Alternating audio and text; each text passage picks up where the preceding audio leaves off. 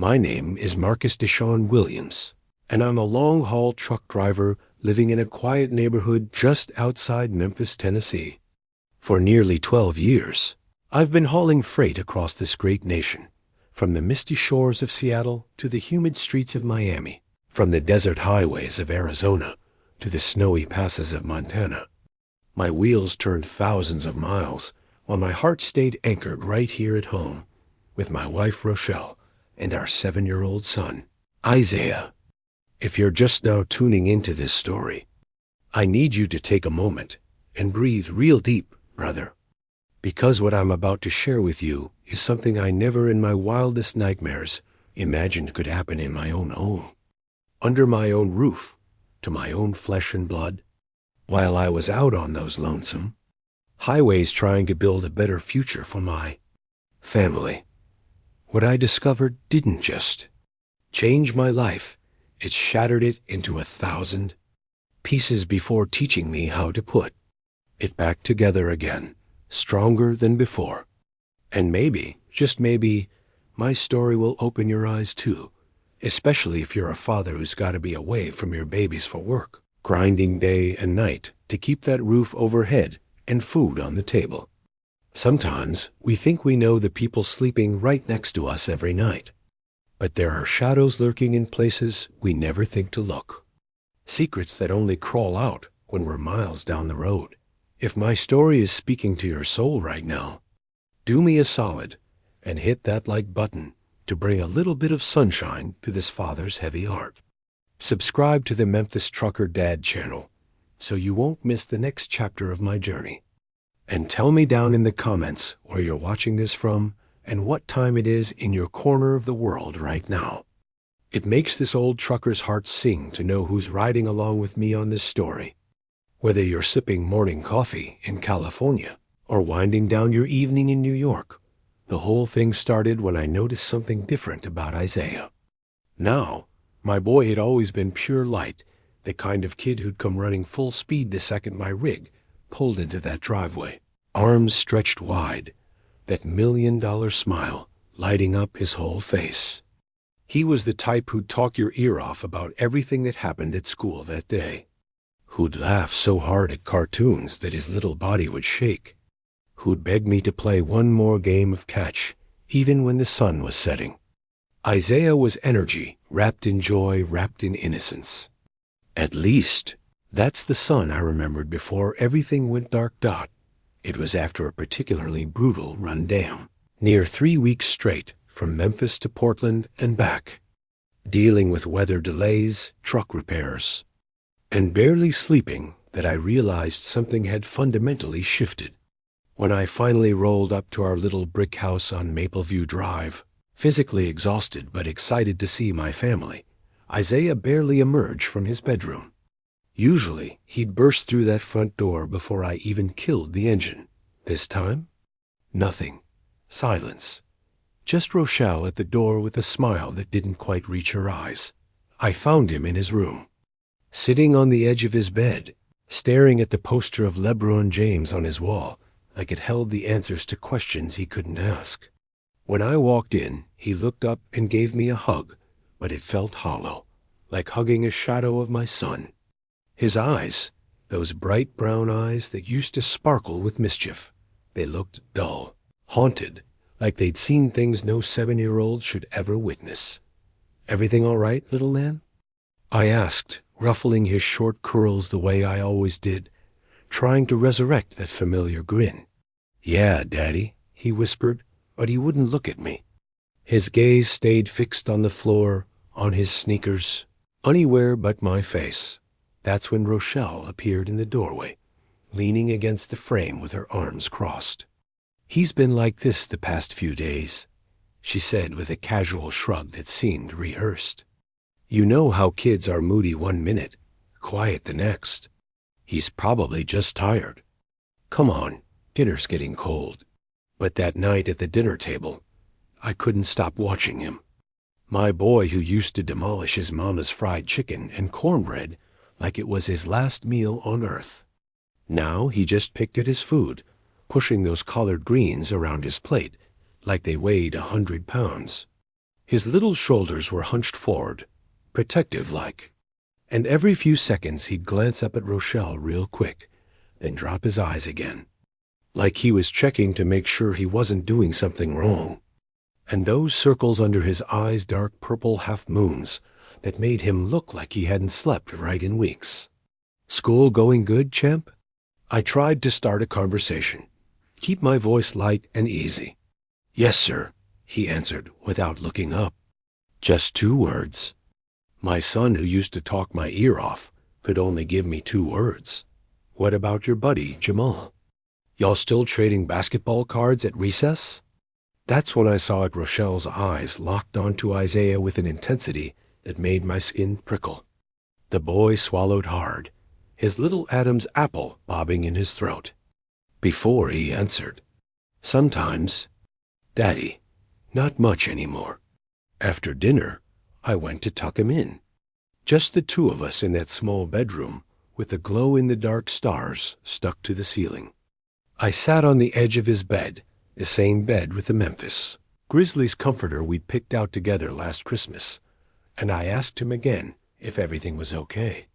That's when his small hand grabbed mine, squeezed it tight with a desperation that broke something inside my chest.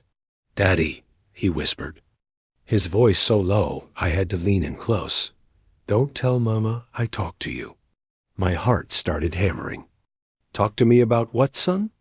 But before he could answer, before those words could leave his trembling lips, Rochelle's silhouette filled the doorway. "Time for bed, Isaiah. You got school in the morning, and you know how you get when you don't sleep." The way my boy flinched, actually flinched, when he saw his mother standing there, that wasn't natural. That wasn't normal. I kissed his forehead, feeling the cold sweat on his skin, and left the room.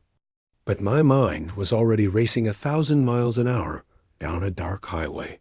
I didn't want to travel. I couldn't sleep that night. I lay there in the darkness next to Rochelle, listening to her steady breathing, and all I could think about was that look in Isaiah's eyes. That fear, that desperate grip on my hand, the way he shrank away from his own mother. Something was very, very wrong in my house, and I decided right then and there that I was going to figure out what it was before I headed back out on the road. The next few days, I played detective in my own home. I watched everything with new eyes, paid attention to details I'd been too tired or too trusting to notice before. I saw how Isaiah spent most of his time alone in his room, when he used to beg to help me work on the truck or toss the football in the backyard. I noticed he'd developed this nervous habit of wringing his small hands together whenever Rochelle entered a room. At dinner, he measured every word before speaking, like he was walking through a minefield of language, where one wrong step could trigger an explosion. One afternoon when Rochelle ran out to Kroger for groceries, I seized the opportunity. I sat down with Isaiah in the living room, right there on that old burgundy couch we'd bought secondhand when we first got married, and I tried to create a safe space for him to open up. "Little man, you know you can tell Daddy anything, right? Anything at all. Daddy will always protect you, no matter what." He was quiet for a long time, his small fingers picking at a loose thread on the couch cushion. Then, in a voice barely louder than a breath, he said, "I don't like it when you go on your trips, Daddy." "Why not, son? Doesn't Mama take good care of you when I'm gone?" The word came out flat, dead. "No." My stomach dropped. "Isaiah, did something happen when Daddy was away? You can tell me. I promise you won't get in trouble." That's when the tears started, not loud crying, but silent tears rolling down his round cheeks, dripping off his chin. I pulled him close, and I felt his little body trembling against mine like a leaf in a storm. Between those quiet sobs, he whispered the words that would haunt me for months. "Daddy, please don't tell Mama I cried." Right then, we heard the key turning in the front door lock. Isaiah immediately pulled away from me, wiped his face with the backs of his hands so fast it was practiced, and completely changed his demeanor. It was like watching him put on a mask, transforming from a terrified child into something resembling normal. That scared me more than anything. "I'm home," Rochelle called out, her voice bright and cheerful as she walked in carrying those brown paper grocery bags. She saw us sitting there and smiled, but something about that smile sent ice water through my veins. "What are my two favorite men up to?" she asked, setting the bags on the kitchen counter. "Just talking," I answered, working hard to keep my voice steady and normal. "Right, Isaiah?" He nodded without saying a word and asked to go to the bathroom. When he came back, his eyes were still red-rimmed, but he tried to hide it, tried to pretend everything was fine. That night at dinner, I studied the interaction between mother and son like I was watching a chess match where I didn't understand the rules. The way he avoided making eye contact with her. The way he measured every single word before letting it leave his mouth. The way his small shoulders carried an invisible weight that no child should bear. Rochelle, on the other hand, acted perfectly. Normal asking about his spelling test, commenting on the weather, talking about needing to get the gutters cleaned before winter, just like any regular mama would. Later, after we'd gotten ready for bed, and Rochelle was in the bathroom doing her nightly routine, I tried broaching the subject. "Don't you think Isaiah seems different? Quieter than usual? More withdrawn?" She glanced at me in the mirror while she wrapped her hair. "It's just a phase, Marcus. Kids go through these things. One day they're bouncing off the walls, the next they're moody and introspective. It's part of growing up. Don't overthink it. But those dark circles under his eyes, baby. It looks like he hasn't been sleeping well. That's not normal for a 7-year-old. He's been having some nightmares," she replied smoothly, not missing a beat as she applied lotion to her hands. "Kids get nightmares. It happens. I didn't tell you because I didn't want you worrying about it while you're driving. You got enough on your mind out there on those highways." The explanation sounded reasonable enough, logical, but every instinct, I had every gut feeling I'd developed over 12 years of reading road signs and weather patterns and knowing when something wasn't right, was screaming at me that this was wrong. That night, I woke up several times, each time replaying the day's moments in my head. Isaiah's fear, his tears, the way he'd whispered, "Please don't tell Mama." And it was during one of those wakeful moments, around 2:30 in the morning, according to the red numbers on the alarm clock, that I realized Rochelle wasn't in bed beside me. I got up slowly, careful not to make the floorboards creak, and stepped out into the hallway. The house was silent, except for the humming of the refrigerator and the distant sound of a dog barking somewhere down the street. The little nightlight we kept plugged in near the bathroom cast everything in a dim yellowish glow. That's when I saw it Isaiah's bedroom door was cracked open just slightly, and I could see Rochelle's silhouette inside, standing next to his bed. I froze in the hallway, barely breathing, trying to understand what I was seeing. Why would she be in there in the middle of the night? I stood there for what felt like an eternity, but was probably only about 25 or 30 minutes, watching that sliver of light from his room, until finally Rochelle emerged, quietly closing the door. Behind her with the careful precision of someone trying not to make a sound. "What were you doing in his room at this hour?" I asked, and my voice in the silent house made her jump. "Jesus, Marcus!" she exclaimed, hand flying to her chest. "You scared the hell out of me. I was just checking on him. You know, because of the nightmares." "For 30 minutes? It takes 30 minutes to check if he's sleeping okay?" He woke up. He was agitated, having a bad dream. I stayed there calming him down, rubbing his back until he fell back asleep. "Why are you interrogating me like I committed a crime?" "I'm not interrogating you, baby. I'm just worried about our son." "Well, worry a little less and trust me a little more. I'm his mother. I know what he needs." We went back to bed, but I didn't sleep another minute that night. I lay there in the darkness, listening to Rochelle's breathing even out as she drifted back to sleep, and I couldn't shake the feeling that I was missing something crucial, something hiding right in front of my face. The next morning, after Rochelle took Isaiah to Hillside Elementary, I went straight to his room.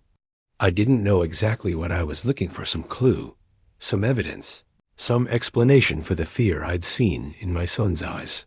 That's when I found it. His favorite action figure, the Black Panther toy I'd given him for his birthday last year, the one he used to sleep with every single night, lying under his bed, covered in dust. When I picked it up, I noticed it was damaged. The arm was broken off, and there were dark stains on the plastic that looked like dried tears. Isaiah had always taken immaculate care of his toys. He treated them like treasures. Finding this one, broken and discarded, sent alarm bells ringing in my head so loud I couldn't ignore them anymore. That next night, I stayed awake on purpose, pretending to sleep but keeping my awareness sharp. And sure enough, around midnight, I felt the bed shift as Rochelle got up. I kept my breathing steady and even, playing possum, and listened as she quietly left our bedroom. I waited a few minutes, then crept down the hallway to Isaiah's door. It was closed, but I could hear sounds from inside, muffled sounds that made my blood run cold. My boy was crying, but trying to do it quietly, like he was terrified of making noise. "Discipline," I heard Rochelle say in a low, firm tone that I'd never heard her use before. "This is for your own good, Isaiah." What the hell was happening behind that door? What kind of discipline makes a 7-year-old cry in the middle of the night while trying to stay silent? My hand was on the doorknob, every fiber of my being wanting to burst in there and protect my son. But something held me back. Some instinct told me I needed proof, needed evidence of what was happening, or else it would be my word against hers, and Isaiah might never escape whatever nightmare he was living. That's when I made the decision that would change everything. The decision that would save my son's life, but also reveal a horror I never imagined possible. The next morning, using the excuse that I needed to handle some paperwork at the trucking company office, I left the house early. My mind was buzzing with dark thoughts and terrible possibilities. Was I overreacting? Was this really just some kind of strict discipline that got a little out of hand? But then I'd remember Isaiah's face, that bone-deep fear, those dark circles, the way he flinched when his mother entered a room, and I knew in my soul that something was very, very wrong. I drove downtown to a Best Buy off Poplar Avenue and walked straight to the security section. A young brother with neat lokes and a name tag that read, "Deandra," greeted me. "What can I help you with today, sir?"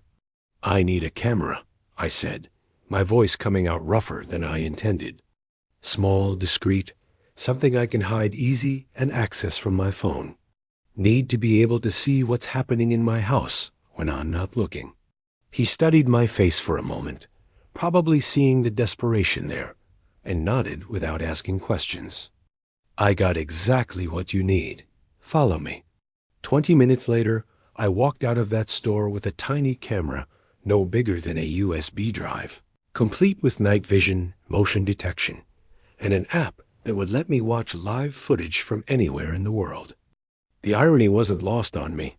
I drove trucks across America using technology to track my every move.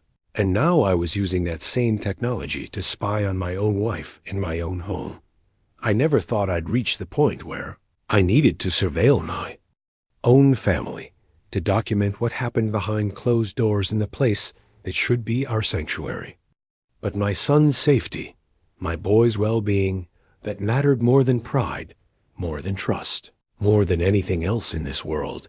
When I got back home, Rochelle was in the kitchen seasoning a pot roast for dinner, gospel music playing softly from her phone speaker.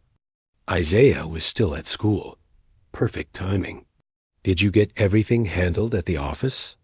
she asked, not looking up from the cutting board where she was chopping onions. "Yeah, all good," I lied, feeling the weight of that small camera box in.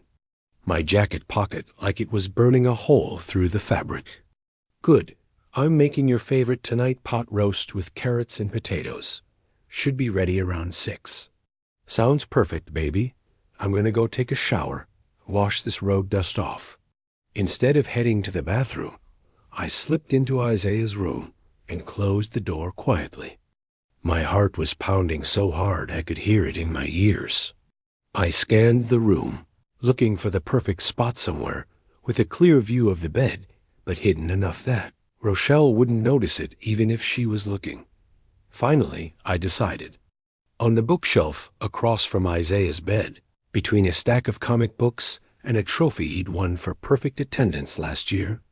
The camera was small enough to blend in completely, just another black object among the clutter of a kid's room. With trembling hands, I positioned it carefully, making sure the angle captured the entire bed and most of the room. Then I pulled out my phone, downloaded the app like Deandra had shown me, and tested it. The image came through crystal clear. I could see every detail of my son's room through that tiny lens, the unmade bed, the clothes on the floor, the posters on the walls. It was perfect, and it made me feel sick to my stomach. I felt like I was violating something sacred, spying on my own home, invading our privacy. But then I remembered Isaiah's whispered plea. "Don't tell Mama," I cried, and I knew I was doing the right thing. Whatever was happening in this room, when I wasn't here, when Isaiah was alone and vulnerable, I was about to find out. That night at dinner, I tried to act normal, but my stomach was in knots. Every bite of that pot roast tasted like cardboard. Isaiah remained quiet as always, answering only when spoken to directly, his eyes darting to his mother before every response like he was seeking permission to speak. Rochelle seemed perfectly at ease, talking about running into Sister Henderson at the grocery store, about needing to get the oil changed in her car, about Isaiah's upcoming parent-teacher conference. "I gotta head back out day after tomorrow," I announced, watching both their reactions carefully. "Gotta run down to Houston. Probably be gone about 2 weeks, maybe more depending on the return loads." I saw Isaiah's little shoulders slump, saw the light go out of his eyes. Rochelle barely reacted at all, except for a slight tightening around her mouth. "2 weeks is a long time," she said evenly. "But we'll manage, won't we, Isaiah?" He nodded without speaking, and something about that silent nod broke my heart into pieces. After dinner, I took extra time putting Isaiah to bed, reading him 2 stories instead of 1, talking to him about school and his friends, trying to create an opening for him to tell me what was wrong. But every time he seemed on the verge of opening up, we'd hear Rochelle's footsteps in the hallway, and he'd shut down completely. I finally tucked the blanket around him and kissed his forehead. He grabbed my hand tight, his small fingers wrapping around mine with desperate strength. "Daddy, do you really gotta go on this trip?" The pain in his voice nearly undid me. "I have to, little man. It's my job. It's how I take care of you and Mama. But look, 2 weeks will fly by fast, and before you know it, Daddy will be pulling back up in that driveway. I promise." He didn't answer, just held onto my hand like it was the only solid thing in a world that was falling apart. That night, lying in bed next to Rochelle, I kept thinking about that camera hidden in Isaiah's room, about what I might see. On it, about whether I was ready for whatever truth it would reveal. Part of me wanted to take it down, to go back to blissful ignorance, to believe Rochelle's explanations about phases and nightmares and normal kid stuff. But the bigger part of me, the father part, the protector part, knew I had to see the truth, no matter how ugly it might be. Around 1:15 a.m., Rochelle got out of bed. I kept my eyes closed, my breathing steady and deep, pretending to be sound asleep. I heard her pause, probably checking to make sure I wasn't awake. Then the soft sound of her feet, padding across the carpet and out into the hallway. My heart started racing. This was it. Whatever happened in Isaiah's room in the dark hours of the night, I was about to witness it. With trembling hands, I reached under my pillow where I'd hidden my phone and opened the app. The screen lit up. With the live feed from Isaiah's room, the night vision casting everything in that eerie green glow. I saw Rochelle enter the room, saw her gently close the door behind her. Isaiah was awake, sitting up in bed, and even through the grainy night vision footage, I could see the fear on his small face. What happened next would destroy everything. I thought I knew about my family and set in motion a chain of events that would tear our lives apart before, hopefully, God willing, building them back up again into something better, something safer, something whole. But that part of the story is still to come. On that phone screen, glowing in the darkness of my bedroom, I watched something that would be seared into my memory forever. Rochelle moved toward Isaiah's bed with deliberate, practiced steps, and I saw her pull something from the pocket of her robe, roll of silver duct tape that caught the green light of the night vision camera. My entire body went rigid. Every muscle locked up as I watched my wife, my son's mother, approach that bed with tape in her hand like it was the most natural thing in the world. "Mama, please." Isaiah's small voice came through the phone speaker, barely audible. "I was good today. I promise I was good." Rochelle hushed him, putting a finger to her lips. "We can't have the neighbors hearing, can we? And Daddy's sleeping. We don't want to wake Daddy." With swift, efficient movements that spoke of repetition, of routine, she tore off a strip of tape. Isaiah shrank back against his pillow, his eyes wide with terror, and I watched helplessly as she pressed that tape across my baby boy's mouth, sealing away his voice, his cries, his pleas. My hands were shaking so badly, I almost dropped the phone. I had to bite down on my knuckle to keep from screaming, from rushing into that room right then and there. But I knew I needed documentation. I needed proof that couldn't be disputed or explained away. "That's better," Rochelle said in that cold, clinical voice I'd never heard from her before. "Now we won't disturb anyone, will we?" Then she pulled out a hard-soled house slipper from her other pocket. Isaiah, with his mouth covered, tried to plead with his eyes. Silent tears began streaming down his face, soaking into the tape, into his pillow. "This is discipline, baby," she continued in that horrible, detached tone. "This is how you learn to be strong. One day you'll understand. One day you'll thank me for making you tough." What happened next was the hardest thing I've ever witnessed. Rochelle started hitting Isaiah with that slipper, not light taps, not warning swats, but hard, deliberate strikes that made his small body jerk with each impact. He couldn't scream because of the tape. He couldn't call out for help. All he could do was take it, his body convulsing with silent sobs, his small hands gripping the sheets until his knuckles went pale. "This is for talking too much with your father today," she said between strikes. "You know better than to tell him our business. What happens when Daddy's gone stays between us. That's our rule. I recorded everything. Every horrible second." Tears were streaming down my own face, my jaw clenched so tight I thought my teeth would crack. But I recorded it all because my son would never go through this again. Never. After what felt like an eternity, probably 5 or 6 minutes that felt like hours, she finally stopped. Isaiah was curled into a ball, his small frame trembling with those muted sobs, his back probably welted and bruised. "Remember our deal?" Rochelle said, leaning close to him. "If you tell your father anything at all, I'll know. And next time will be much, much worse. Do you understand me?" Isaiah nodded frantically, desperately. Then she ripped the tape off his mouth in one quick motion. I could hear his sharp intake of breath, the whimper of pain. "Now dry your face and go to sleep. I don't want to hear a single sound. Understand?" "Yes, Mama," came his tiny, broken voice. She smoothed his blanket over him like nothing had happened, like she hadn't just brutalized our child, like this was just a normal bedtime tuck-in. "Good night, baby," she said, and left the room, pulling the door closed with that same careful quiet. Minutes later, she slipped back into our bed beside me. I kept my breathing steady, kept playing dead, but every fiber of my being wanted to confront her right then. To scream, to demand answers, to ask how she could hurt our baby like that. But I knew I had to be strategic. Isaiah's safety depended on me doing this right. I spent the entire night awake, periodically checking the camera feed.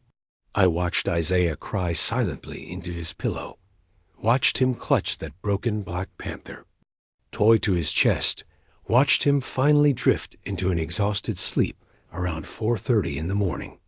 And I made a promise to myself, to God, to my son.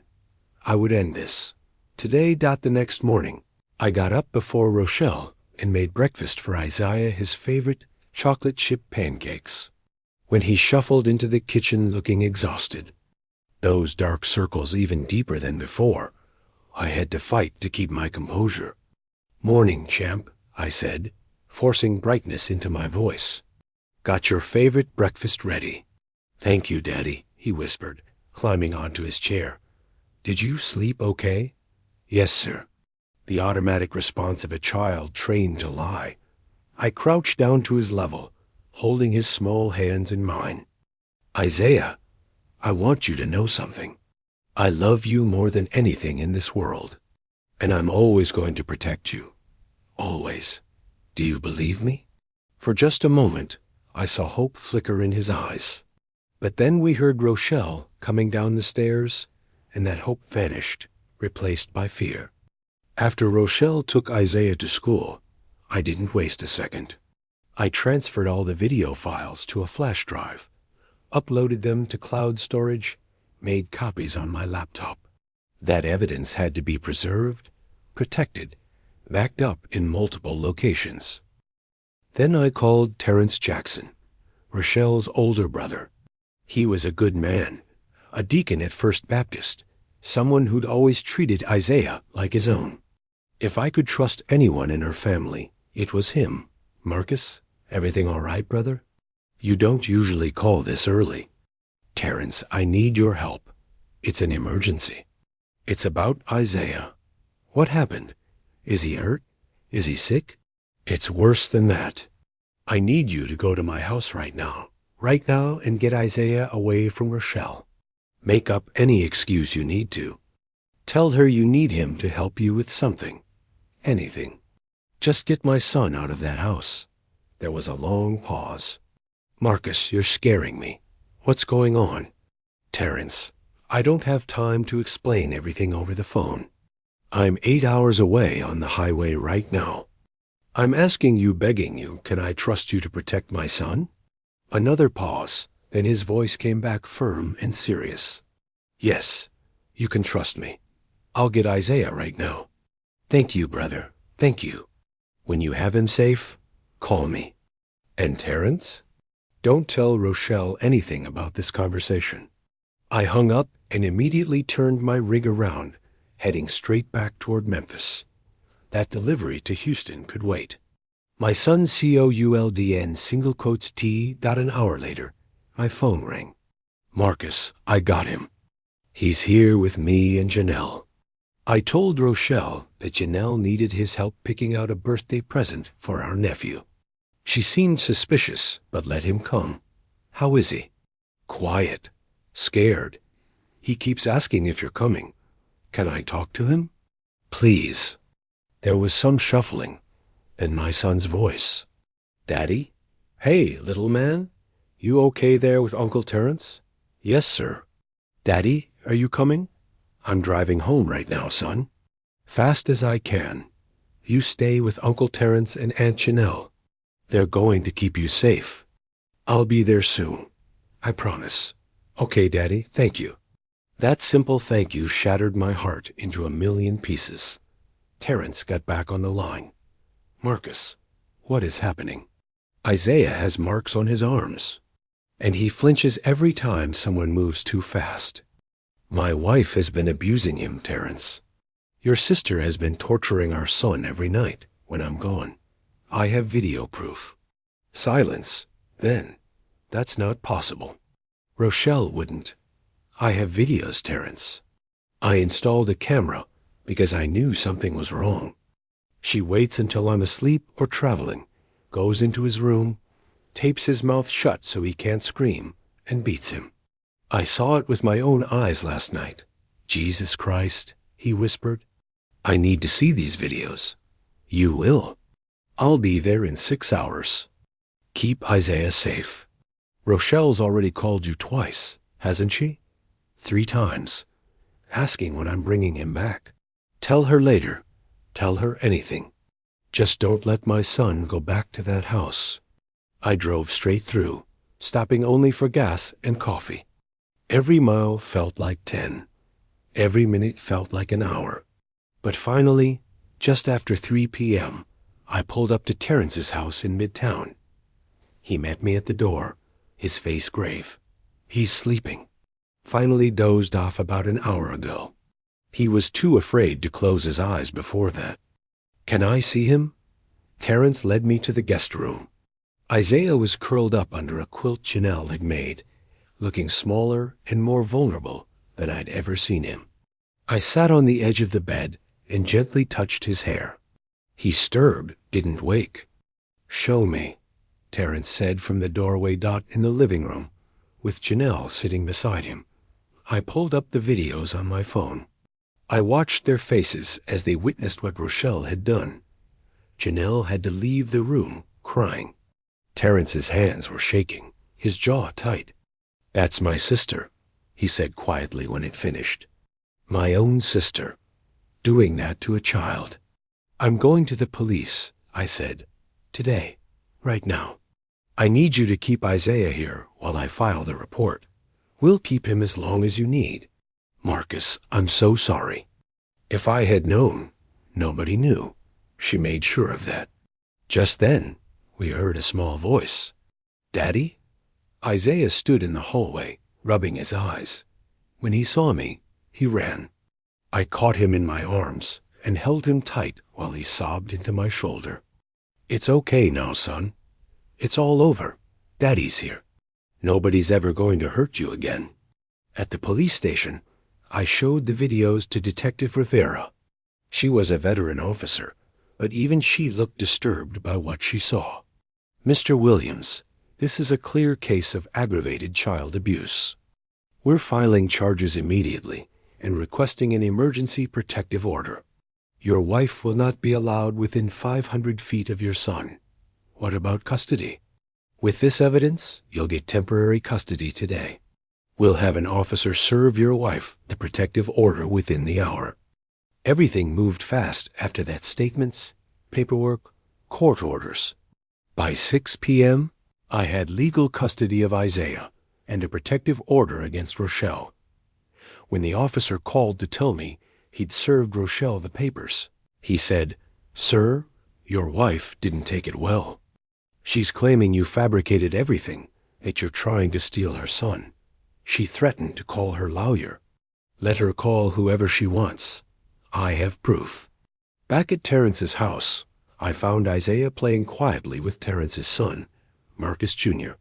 When he saw me, relief flooded his face. "Is it really over, Daddy?" "Yes, son. You're safe now. You're staying with me, and Mama can't come near you anymore." That night, for the first time in months, Isaiah slept through without nightmares. The legal battle that followed was brutal, draining, and necessary. Rochelle hired an expensive attorney from downtown Memphis, a slick-talking man in a 3-piece suit who tried every trick in the book to paint me as an absent father who was using false accusations to steal custody out of spite. They built their case around my trucking schedule, arguing that I'd left all parenting responsibilities to Rochelle while I was gallivanting across the country, and now suddenly wanted to play daddy when it was convenient. But they couldn't argue with video evidence. The first custody hearing happened 2 weeks after I filed the protective order. We sat in that Shelby County courtroom, me on one side with my court-appointed attorney, a sharp sister named Patricia Coleman, who specialized in family law, and Rochelle on the other side with her high-priced lawyer, looking composed and put together in a navy dress suit that made her look like Mother of the Year. When Judge Mary Ann Thompson, a stern black woman in her 60s who'd seen every kind of case imaginable, asked to see the evidence, the courtroom went silent as those videos played on the monitor. I watched Rochelle's face as she saw herself. On that screen, the tape, the slipper, Isaiah's silent suffering, and for just a moment, her mask cracked. But then her lawyer whispered something to her, and that composed expression returned. "Your Honor," her attorney began, "my client admits she used corporal punishment, which is legal in the state of Tennessee. However, she maintains that Mr. Williams has grossly exaggerated the severity, Counselor." Judge Thompson interrupted, her voice sharp as a razor. "I just watched your client tape a child's mouth shut and beat him for several minutes while he cried. That's not corporal punishment. That's torture, and it's illegal in every state in this nation." She granted me full temporary custody on the spot, with Rochelle's visitation rights suspended pending psychological evaluation and completion of anger management courses. The protective order remained in full effect. I'll never forget the look Rochelle gave me as we left that courtroom. Not remorse, not shame, but pure hatred, like I was the villain in this story for exposing what she'd done. Over the next few weeks, we settled into a new routine. I'd found a small rental house on the east side of Memphis, a 3-bedroom with a fenced backyard and a porch where Isaiah and I could sit and watch the sunset. I talked to my supervisor at the trucking company and worked out a deal. I'd take only regional routes, day trips mostly, nothing that kept me away overnight. It meant less money, but my son was worth more than any paycheck. Isaiah started seeing Dr. Michelle Carter, a child psychologist who specialized in trauma. 3 times a week, I'd drive him to her office in Germantown, wait in the lobby reading magazines or scrolling through my phone, then drive him home. At first, he didn't want to talk to her at all. He'd sit in that chair in her office, surrounded by toys and colorful posters, and just stare at the floor. But Dr. Carter was patient, gentle, persistent. Slowly, week by week, Isaiah began opening up. One afternoon, after a particularly long session, Dr. Carter asked to speak with me privately while Isaiah waited in the lobby with her receptionist. "Mr. Williams, I want to be honest with you about Isaiah's condition," she said, settling into the chair across from me in her small office. "The trauma he experienced was severe and sustained. He lived in a state of constant terror for approximately a year, never knowing when the next attack would come, unable to seek help because of threats and manipulation. Will he ever fully recover?" I asked, my voice rough with emotion I was trying to hold back. She gave me a gentle smile. "Children are remarkably resilient, especially when they have a strong support system. The fact that you discovered the abuse relatively quickly and acted immediately, that was crucial. Many children suffer for years, sometimes their entire childhood, because the adults around them don't believe them or choose to look the other way." "I should have seen it sooner," I said, the guilt I'd been carrying for weeks spilling out. "All those trips, all those nights, I left him alone with her." "Mr. Williams, stop," she interrupted firmly. "Abusers are expert manipulators. Your wife specifically chose times when you weren't available and threatened your son into silence. She created a perfect storm of circumstances that made discovery nearly impossible. The fact that you noticed the behavioral changes and investigated them shows you're exactly the kind of father Isaiah needs." I felt some of that crushing weight lift slightly. "What about the supervised visitation?" "The judge granted Rochelle that right, and I don't know how Isaiah will react to seeing her." Dr. Carter leaned back, considering her words carefully. That's a complicated issue. Legally, she has that right, unless we can prove the visits would cause significant psychological harm. Based on my sessions with Isaiah, I can tell you he's terrified of seeing his mother again. He has nightmares where she comes to take him back. He checks the locks on doors and windows multiple times before bed. The anxiety a forced visit would cause could undo months of progress. Can you write that in a report for the court? I already am. I'll recommend that visitation remain suspended until Isaiah is significantly further along in his healing process. And even then, only if he explicitly agrees to it. That report, combined with testimony from Isaiah's teachers about the dramatic positive changes they'd seen in him since he'd been removed from Rochelle's care, convinced Judge Thompson to deny Rochelle's petition for visitation rights. She'd have to complete a full psychological evaluation, attend mandatory parenting classes, and undergo her own therapy before the court would even reconsider. Meanwhile, life with Isaiah was transforming day by day. The first few weeks were rough. He'd wake up screaming from nightmares. He'd flinch if I raised my voice even slightly. He couldn't sleep without a light on. But gradually, I started seeing glimpses of the boy I remembered. We established new rituals, positive ones that had nothing to do with fear or punishment. Every morning, we'd make breakfast together, usually his favorite chocolate chip pancakes or French toast. I'd pack his lunch while he got dressed for school, and we'd ride together in my truck, singing along badly to whatever was on the radio.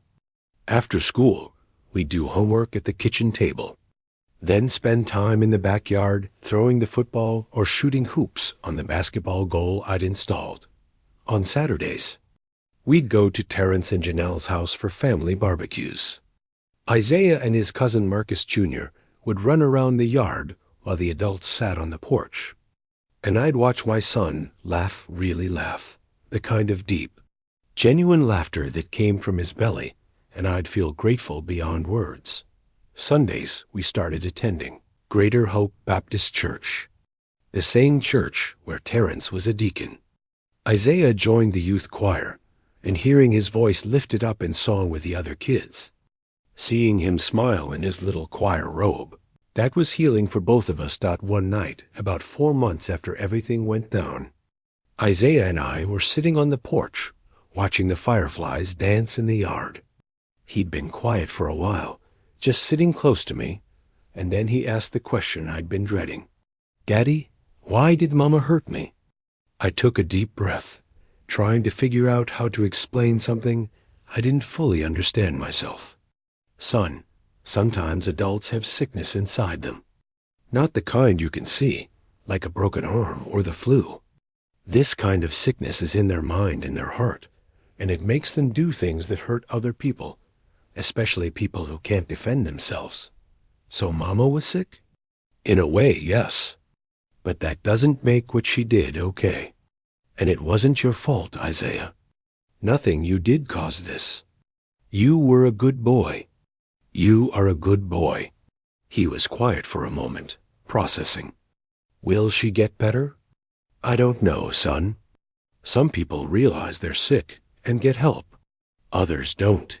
But what I do know is that you're safe now, and that's what matters most. What if the judge makes me go back to live with her?" The fear in his voice was palpable. I pulled him close, wrapping my arm around his small shoulders. "That's not going to happen. We have proof of what she did, and Dr. Carter is helping the judge understand that you need time to feel safe again. You're staying with me, and that's final." He relaxed against me, and we sat there in comfortable silence, watching the night settle over our neighborhood, listening to the crickets sing and the distant sounds of kids playing down the street. The final custody hearing was scheduled for 6 months. After the initial protective order, Rochelle had completed her court-mandated classes in psychological evaluation, and her attorney was pushing hard for joint custody and regular visitation. They presented character witnesses, neighbors, church members, her co-workers from the hospital where she worked as a nurse, all testifying that Rochelle was a loving, devoted mother who'd never shown any signs of violence. But then Patricia Coleman presented our evidence. The videos, of course, but also Dr. Carter's detailed psychological evaluation of Isaiah, testimony from his teachers about the dramatic behavioral changes they'd witnessed, medical reports documenting the scars still visible on his back, and finally, Isaiah's own testimony. The judge had arranged for Isaiah to speak to her privately in her chambers, with Dr. Carter present and everything recorded for the record. I wasn't allowed in the room, but afterward, Dr. Carter told me Isaiah had been incredibly brave, clearly explaining what had happened to him and explicitly stating he didn't want to see his mother. When Judge Thompson returned to the courtroom after meeting with Isaiah, her face was set in stone. I've reviewed all the evidence and testimony presented in this case, she began, her voice carrying the weight of authority. I've also spoken at length with the minor child at the center of this dispute.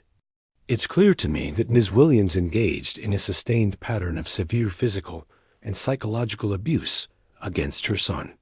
The videos presented are disturbing and unambiguous. She turned to look directly at Rochelle. Ms. Williams, regardless of how you were raised or what you believe about discipline, what you did to your child was criminal. You terrorized a 7-year-old boy in his own home, the one place where he should have felt safest. You manipulated him into silence through threats and fear. And based on the psychological evaluation, you show limited insight into the severity of your actions or genuine remorse. Rochelle's attorney tried to object, but Judge Thompson silenced him with a look. Therefore, I am awarding full permanent custody to Mr. Marcus Williams. Ms. Rochelle Williams's parental rights are hereby terminated.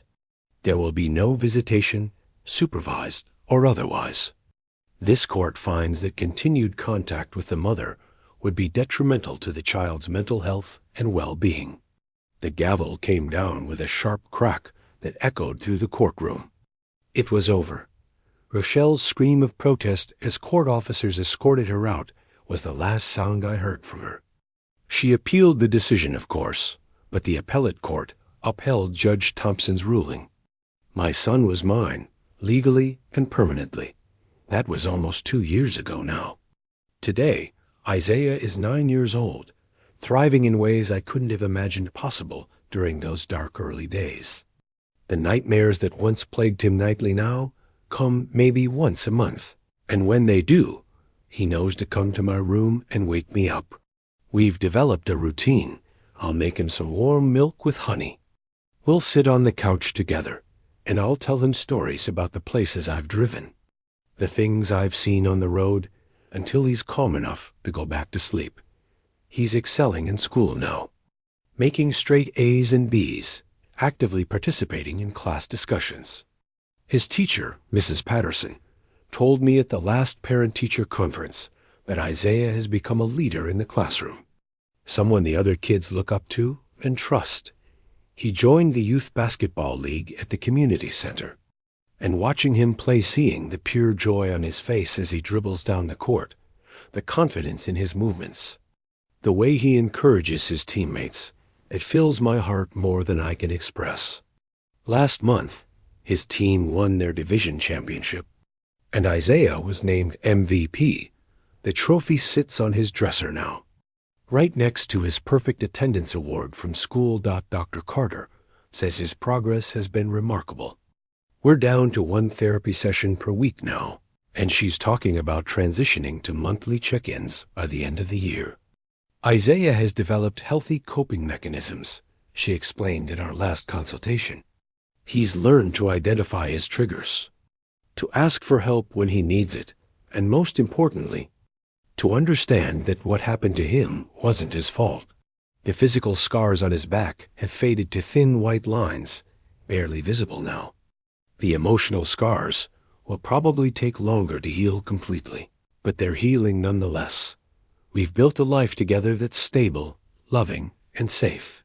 I'm still working for the same trucking company, but now I'm a dispatcher in the main office, coordinating routes for other drivers. The pay is actually better, and I'm home every single night. No more long hauls, no more weeks away from my son. Our little house has become a real home. Isaiah and I planted a vegetable garden in the backyard. Last spring tomatoes, peppers, green beans, collard greens.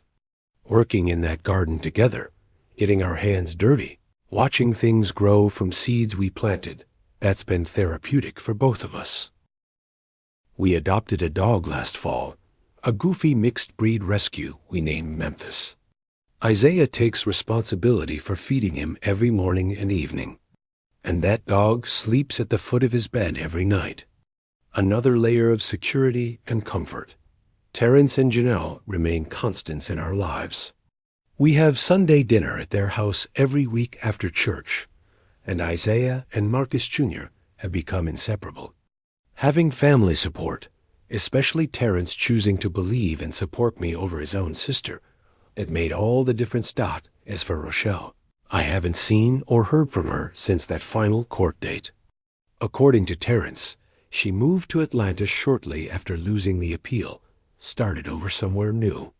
Part of me hopes she got the help she needed, found healing for whatever darkness drove her to hurt our son. But mostly, I just don't think about her anymore. That chapter of our lives is closed. Isaiah occasionally asks about her, usually around holidays or his birthday. "Do you think Mama remembers it's my birthday?" he asked last year as we were decorating his cake. "I'm sure she does, son. Do you think she's sorry for what she did?" That was harder to answer, honestly. I don't know. But what I do know is that you deserved better than how she treated you. You deserved love and protection and kindness, and that's what you have now. He thought about that for a moment, then nodded and went back to arranging candles on his cake. The fact that he can think about her without breaking down, without spiraling into fear or sadness, that's progress. Last week, something happened that showed me just how far we've come. We were at the grocery store, loading up on supplies for a cookout we were hosting, when Isaiah suddenly froze in the cereal aisle. I followed his gaze and saw a woman who, from behind, looked remarkably like Rochelle. Same build, same hair, same way of standing. I watched my son carefully, ready to intervene if he panicked. But instead, he took a deep breath, one of the techniques Dr. Carter taught him, looked up at me, and said, "It's not her, right, Daddy?" "No, son, it's not her. But even if it was, you're safe. I'm right here." He nodded, took another breath, and we continued shopping. 5 minutes later, he was laughing at a joke I made about the ridiculous price of cereal. The moment had passed without becoming a crisis. That's healing. I've learned so much through this journey, lessons I wish I'd never had to learn, but that have fundamentally changed how I see the world. I've learned that abuse doesn't always look like what we imagine. Sometimes it hides behind closed doors in respectable neighborhoods, perpetrated by people who seem perfectly normal to everyone else. I've learned that children often try to tell us what's wrong in indirect ways, through behavior changes and withdrawn demeanors and fear in their eyes. And we have to be paying attention. I've learned that trust your instincts. If something feels wrong, investigate it. Don't let anyone convince you that you're overreacting or being paranoid when your child's safety might be at stake. Most importantly, I've learned that healing is possible. Isaiah isn't the same terrified, broken child I rescued from that house 2 years ago. He's becoming a strong, confident, empathetic young man who knows his own worth and won't accept being treated badly by anyone. Recently, I was asked to speak at a support group for single fathers dealing with custody issues and domestic violence situations. I shared our story, showed the videos that I'll never be able to unsee, and talked about the importance of being vigilant, of believing children when they try to tell us something's wrong, of acting quickly and decisively when abuse is suspected. After I spoke, a young father approached me, tears streaming down his face.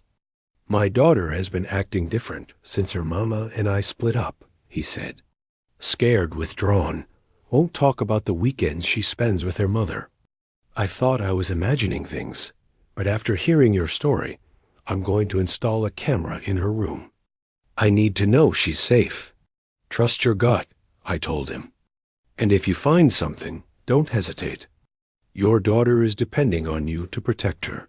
That's what drives me now, the hope that our story, as painful as it was to live through, might help other families catch abuse before it destroys a child's spirit. If even one kid gets saved because a parent heard what happened to Isaiah and decided to pay closer attention, then maybe all of this had a purpose. Tonight, as I write this, Isaiah is in his room doing homework. Memphis sprawled on the floor beside his desk. I can hear him humming along to music playing softly from his phone, occasionally laughing at something. It's the sound of a normal, happy childhood, the sound I fought so hard to give him back. Tomorrow, we're going fishing at Shelby Farms Park, just the two of us. We'll pack sandwiches and spend the day by the water, talking about everything and nothing, making memories that have nothing to do with trauma, or fear, or pain. Just a father and his son, enjoying a beautiful Saturday morning in Memphis. Later this month, Isaiah has a big basketball tournament. His team has been practicing hard, and he's so excited he can barely contain himself. I've requested the day off work so I can be there cheering him on from the stands, filming his games on my phone so we can watch them together later and celebrate his victories. This is what healing looks like, not traumatic moments or sudden breakthroughs, but a collection of ordinary days strung together, each one a little bit better than the last. Days filled with laughter and homework and basketball practice and family dinners. Days where Isaiah feels safe enough to just be a kid. To any parent watching this who suspects something might be wrong with their child, I'm begging you, don't ignore it. Don't explain it away. Don't convince yourself that you're overreacting. Children change behavior for a reason. Drastic personality shifts, especially accompanied by fear, withdrawal, physical symptoms, and signs of distress, should never be dismissed. Talk to your kids. Be present. Observe not just what they say, but what they don't say.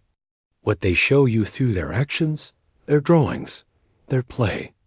And if your instincts are screaming that something is wrong, trust them. Investigate. That camera I installed saved my son's life and gave him back his childhood. It was uncomfortable. It felt like a violation of privacy, but it was absolutely necessary. Remember, abuse of children has no justification. It's not discipline. It's not tough love. It's not how I was raised. It's abuse. Plain and simple, and as adults, as parents, as a society, we have an obligation to protect the most vulnerable among us. Our story has a happy ending. Isaiah is safe. He's healing. He's thriving.